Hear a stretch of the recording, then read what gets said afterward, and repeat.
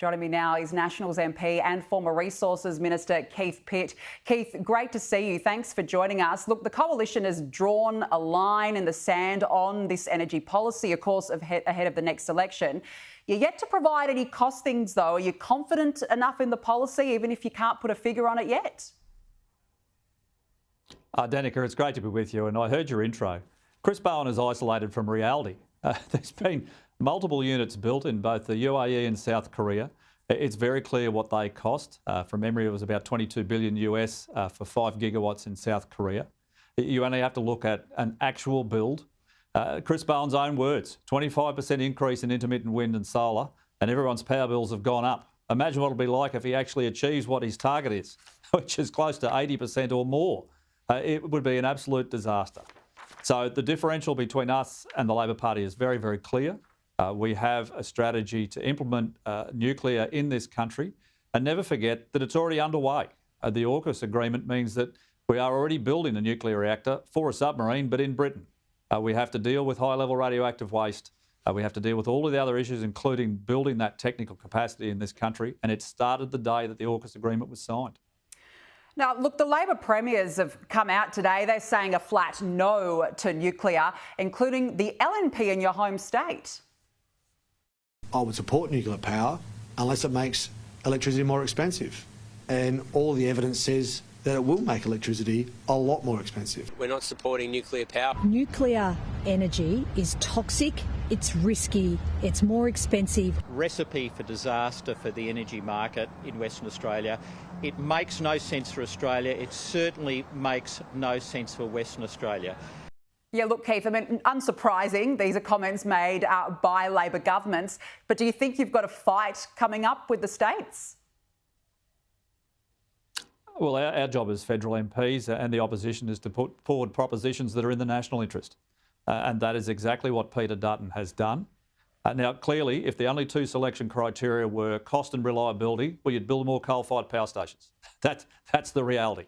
But if you want zero emissions and reliability and affordability, nuclear is the only game in town. That's why it's been rolled out even further in other countries around the world. We should absolutely have a conversation with the Australian people about this. We've put forward 7 locations where we'll have consultation and discussions with local communities.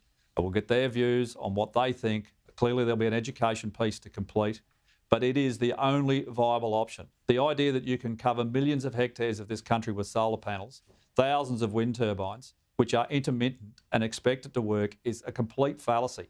No Australian should have to look out the window to see if they can turn the stove on.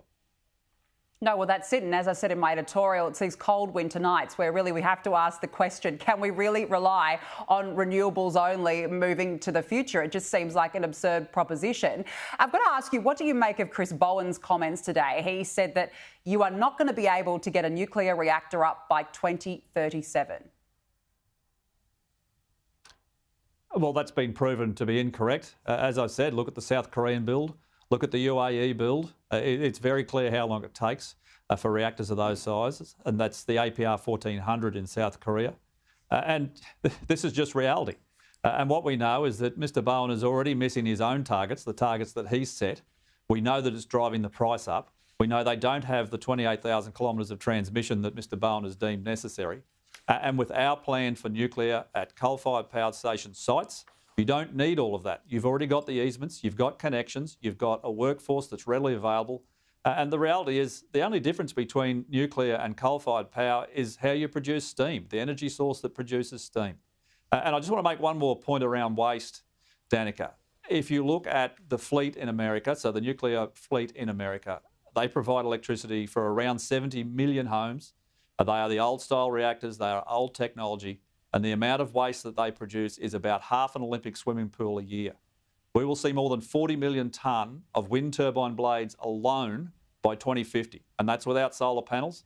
That's assuming they don't get hit by a cyclone or a bushfire or any other sort of storm that takes them out. You know, Labor are going to come out with a big scare campaign, no doubt. As I mentioned in my editorial there, it's like a three-eyed fish popping out of the water. They're going to pull out all the stops here. How are you going to sell this to the public? Well, Chris Bowen's going to rely on the Simpsons. We will rely on facts, on engineering and economics. That's pretty straightforward. We'll be asking the Australian people to have that conversation with us, because this is about Australia's future and how strong we are into the future. And we know that nuclear energy makes for a strong country. It makes for an economic boon, particularly in those regions where they'll be located. And our country needs to be stronger and not weaker.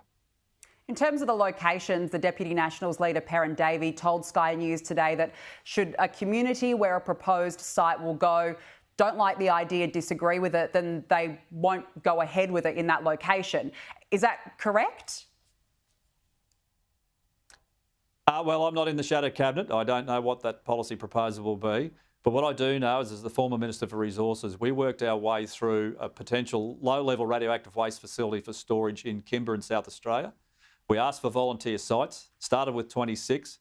Over a period of years, that was narrowed down to 3, with a final decision for 1, where the community had more than 60% support. Now, that was enough to change the marriage laws in this country, 60% plus support. If the community supports it, let's build it.